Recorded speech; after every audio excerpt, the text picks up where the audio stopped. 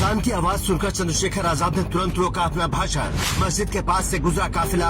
अजान सुनते ही चंद्रशेखर आजाद ने बंद कराया माइक। पुलिस अफसरों को मंच से दी सीधी चेतावनी, बोले तुम टेंट उखाड़ोगे हम सत्ता उखाड़ देंगे। चंद्रशेखर आजाद ने भरी सभा में अधिकारियों की लगाई जमकर क्लास। चंद्रशेखर आजाद ने भरी हुंकार, कहा जुल्म के आगे नहीं झुकेंगे। उत्तर प्रदेश की तपती सड़कों पर इस समय जो सियासी गर्माहट है वो सिर्फ मौसम की वजह से नहीं है।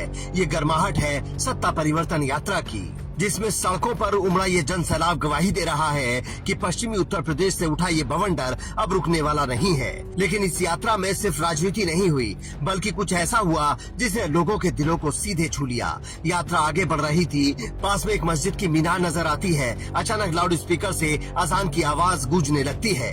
चंद्रशेखर आजाद तुरंत हाथ का इशारा करके माइक बंद करने को कहते हैं। गाड़ियों का सायरन और नारेबाजी पूरी तरह थम जाती है। चारों तरफ बिल्कुल शांति छा जाती है। चंद्रशेखर आजाद हाथ बांधकर गरिमा के साथ खड़े हो जाते हैं।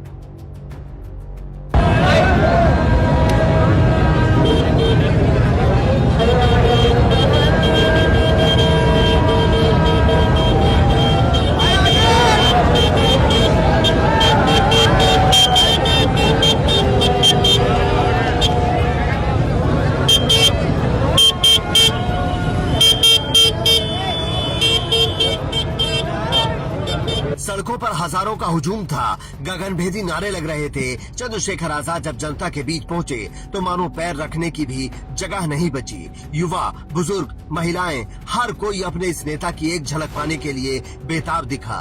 तभी चंद्रशेखर आजाद का ये काफिला एक मस्जिद के करीब से गुजरता है। ठीक उसी वक्त मस्जिद से अजान की आवाज फिजाओं में गूंजती है। आमतौर पर ऐसी राजनीतिक रैलियों में शोर नहीं थमता, लेकिन चंद्रशेखर आजाद ने जो किया उसने एक नई मिसाल पेश कर दी। जैसे ही अजान की आवाज चंद्रशेखर आजाद के कानों में पड़ी, उन्होंने तुरंत अपने हाथ उठाए। उनके एक इशारे पर नारे थमे, लाउडस्पीकर बंद हुए और गाड़ियों के सायरन शांत हो गए।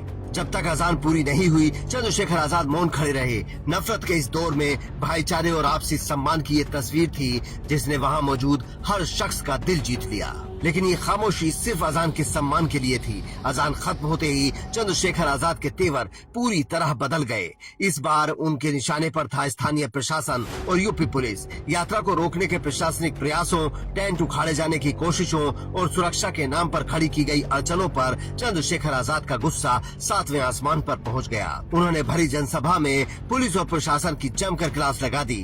चंद्रशेखर आजाद ने दो टूक लहजे में साफ कर दिया कि सत्ता की शह पर किया जाने वाला कोई भी जुल्म उनके कदमों को डिगा नहीं सकता।